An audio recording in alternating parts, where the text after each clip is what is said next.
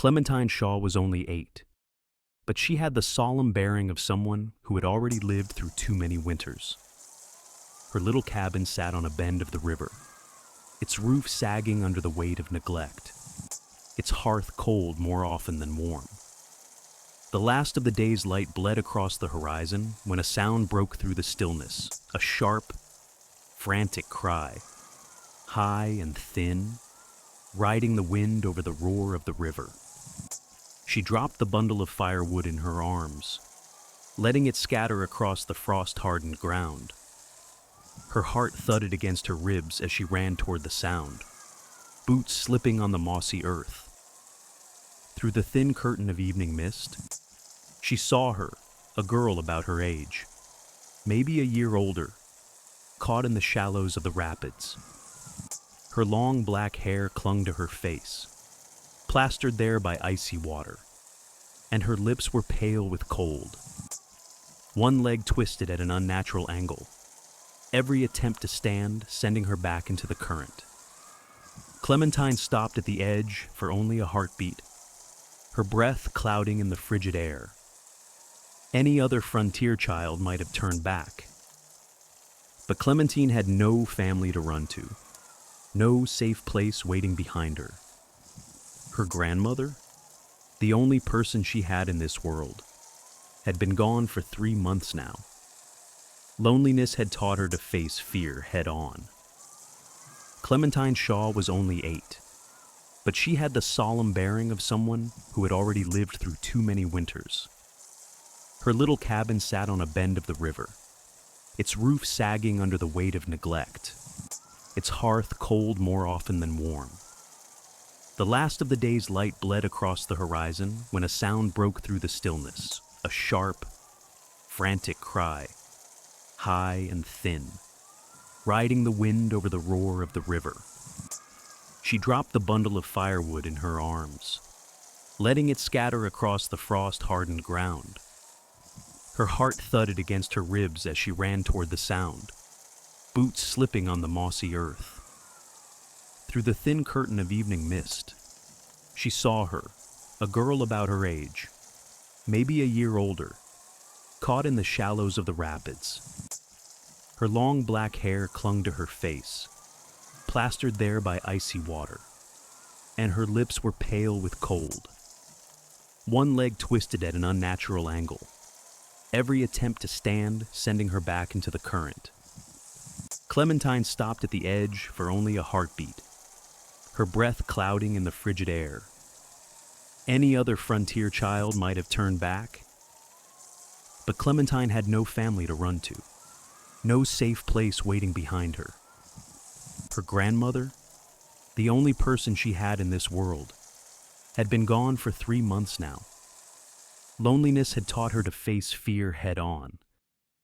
The first gray light of dawn crept into the cabin, brushing over the rough floorboards and catching in the dust motes that floated in the air.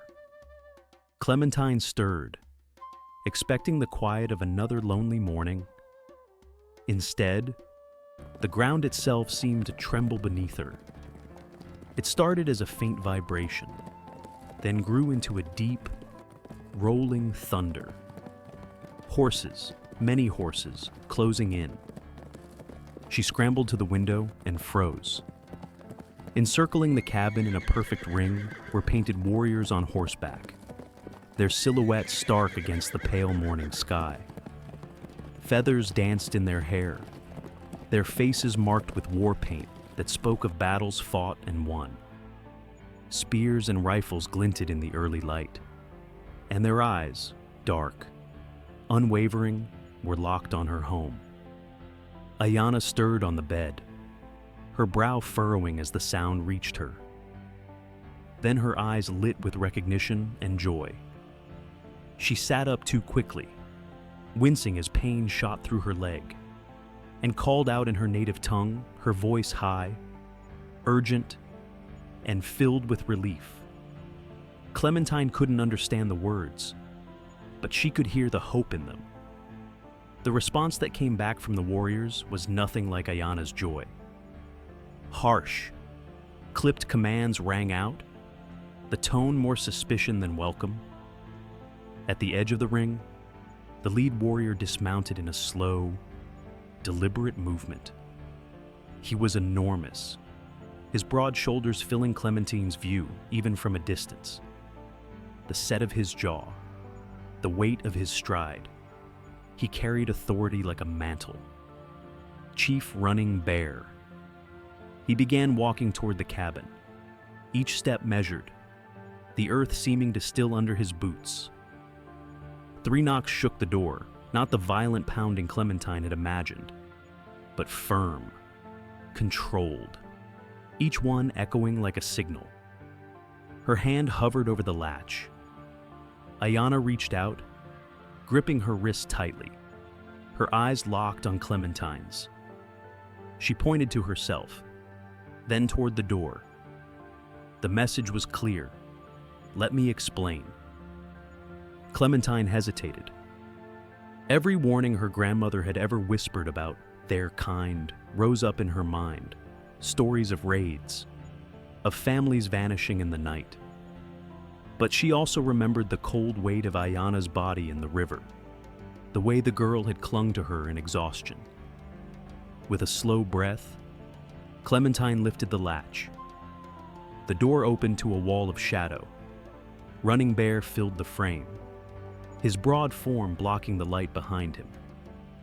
War paint streaked his weathered face in intricate patterns, each line a story she couldn't read.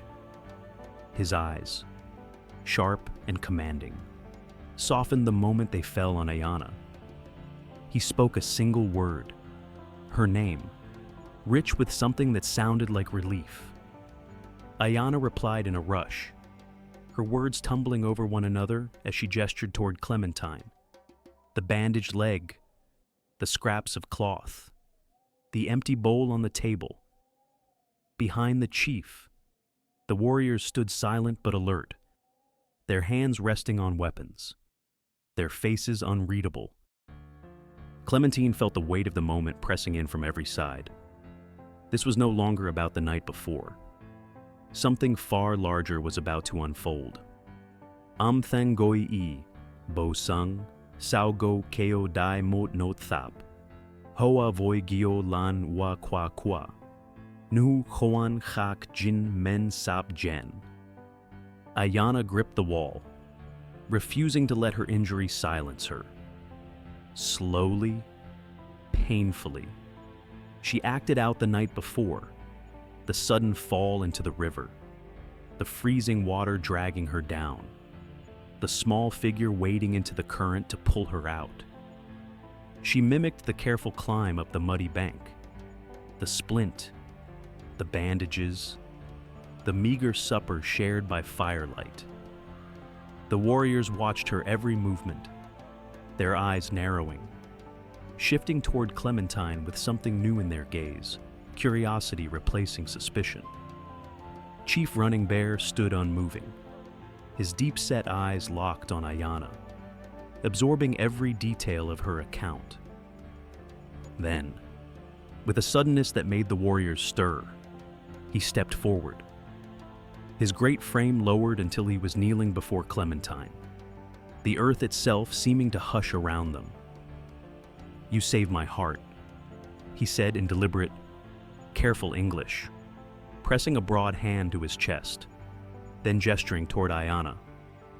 "My daughter, my heart, you save." From a leather pouch, he drew out a medallion carved from sacred stone, its surface etched with symbols older than memory. "Belong my father, his father, many generations. Only give to family," he said. Ayana gasped, speaking rapidly, but the chief silenced her with a single glance. "You have no family," he told Clementine. "We have no daughter like you. Heart knows truth. Spirit knows kindness. You are sister to Ayana now, daughter to Running Bear." The medallion's weight settled around her neck like a promise. For a heartbeat, the space between them felt transformed. But then his voice lowered, turning grave. Alone is dangerous. Winter comes soon. Soldiers look for Ayana's trail. Better not be here when they come. The chief's warning wrapped around her like cold mist. She had heard of the soldiers, patrols that treated any kindness toward natives as treachery. How long? She asked, her voice barely above a whisper. A warrior stepped forward, speaking in their language. Running Bear's jaw hardened. Sun high today. Maybe sooner. Ayana moved to gather Clementine's few possessions, the quilt her grandmother had sewn, a carved wooden doll worn smooth with years, a small stack of books, and the tin box holding her grandmother's wedding ring. She murmured to her father, who nodded and gestured for two warriors to help. They handled the items with surprising gentleness. "You bring grandmother's spirit," the chief said, watching the quilt being folded. "Honor ancestors. We understand this." But fear still rooted her feet. What if I can't learn your ways? What if I don't belong? His face softened. Ayana could not walk river alone. You teach her strength. She teach you belonging. Both learn together. Far down the valley, hoofbeats sounded again. Closer now. The chief's smile faded. "Soldiers," he said sharply. "Time to choose is now." Clementine's fingers brushed the medallion. She looked at Ayana, hope shining in the girl's eyes, and at Running Bear, who had offered her something she thought she'd lost forever: family. "I'm ready," she said. The warriors moved like a single heartbeat. Her possessions were secured to horseback. A gentle mare was brought forward, its coat dappled with the morning light. Running Bear lifted her into the saddle, then helped Ayana up behind. "Hold tight to sister," he told Ayana. "She keep you safe on horse. You keep her safe in heart." Clementine turned for one last look at the cabin. Sunlight painted its walls gold.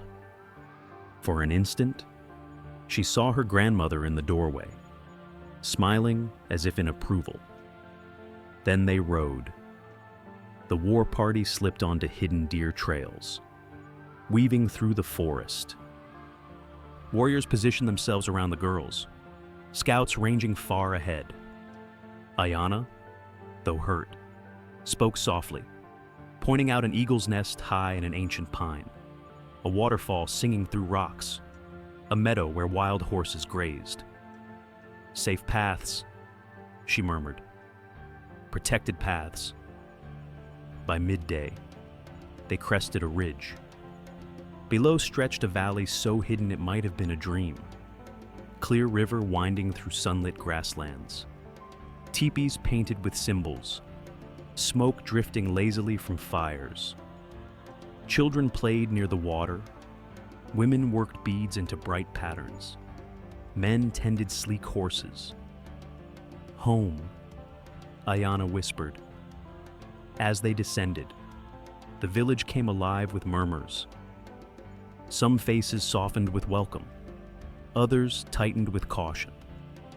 Elder women gathered, speaking in low voices, their eyes fixed on Clementine. At the village center stood the largest teepee. Before it, a ring of leaders. Running Bear dismounted to speak with them. The conversation was brief but intense, with more than one glance toward Clementine. Returning, he helped the girls down. "My people must hear the story," he told her. "Must decide if village accepts new daughter." The tribe gathered in a great circle. Clementine stood at its center, the medallion heavy on her chest, every heartbeat loud in her ears as the chief began to speak. Ayana stepped forward, speaking with clear, steady voice. She told of the freezing water, the long night, the food shared. Some faces in the circle began to soften. Then an elder woman raised her hand, silver hair framing a face lined with wisdom. Before she spoke, a small boy broke through the crowd. Running Bear's voice caught as he translated. He says, "She has the same sad eyes as me. Sad children should not be alone." The elder stepped forward, touching the medallion at Clementine's chest. "The spirits sent you to save Ayana because they knew we needed to save you too." Running Bear translated, "A child brave enough to save a stranger is a child worthy of our protection." The circle erupted, voices of welcome, women offering food and clothing, children edging closer with shy smiles. Men nodded with respect. As the sun set over the valley, Clementine sat by the fire with Ayana beside her, the medallion catching the light. The lonely cabin by the river felt like a distant memory. Here, in this place where two worlds met in peace, she had found not just safety, but home.